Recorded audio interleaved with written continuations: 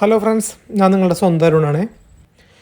ഞാൻ നിങ്ങളൊന്ന് കാണിക്കാൻ പോണത് ന്യൂസിലാൻഡിൽ ഞാൻ വർക്ക് ചെയ്യണ ഡയറി ഫാമിനെ കുറിച്ച് കുറച്ച് കാര്യങ്ങൾ നിങ്ങളായിട്ട് പങ്കുവയ്ക്കാമെന്ന് വിചാരിച്ചു കേട്ടോ. അതാണ് കാണുന്നത്. ഞാൻ വർക്ക് ചെയ്യണത് ഒരു ഇടത്തരം ടൈപ്പിലുള്ള ഒരു ഡയറി ഫാമിലാണ്. ഇവിടെ ടോട്ടലായിട്ടുള്ളത് 700 കൗസ് ആട്ടോ, 700 പശുക്കളാണ് ഇവിടെ ഉള്ളത് കേട്ടോ. എൻ്റെ ഇവിടുത്തെ ജോലി എന്ന് പറഞ്ഞു കഴിഞ്ഞാൽ, എൻ്റെ ഇവിടുത്തെ പോസ്റ്റ് എന്ന് പറഞ്ഞു കഴിഞ്ഞാൽ ഡയറി ഫാം അസിസ്റ്റൻറ്റ് എന്ന് പറഞ്ഞിട്ടൊരു പോസ്റ്റാട്ടോ എൻ്റെ.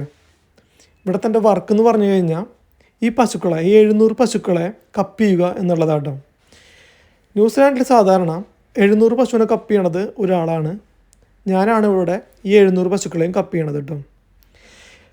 അപ്പോൾ ഈ കപ്പ് ചെയ്യുമ്പോൾ തന്നെ നമ്മൾ ശ്രദ്ധിക്കേണ്ട കാര്യങ്ങൾ എന്താണെന്ന് വെച്ച് കഴിഞ്ഞാൽ, ഈ പശുക്കൾ വന്ന് നിൽക്കുന്ന ഈ മെഷീൻ, ആ മെഷീൻ്റെ പേരാണ് മിൽക്കിംഗ് മെഷീൻ.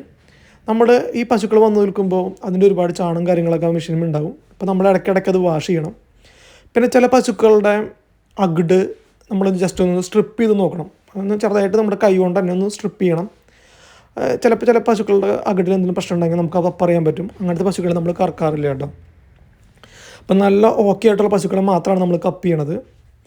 ഈ പശുക്കളെന്ന് പറയുമ്പോൾ ഞങ്ങളുടെ ഗ്രൂപ്പിലുള്ളത് 700 പശുക്കളെ രണ്ടായിട്ട് ഡിവൈഡ് ചെയ്തിട്ടുണ്ട്, 350 ആയിട്ട്.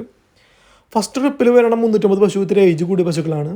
രണ്ടാമത്തെ ട്രിപ്പിൽ 350 പശു എന്ന് പറയുമ്പോൾ ഇത്തിരി യങ് ആയിട്ടുള്ള പശുക്കളാണ്.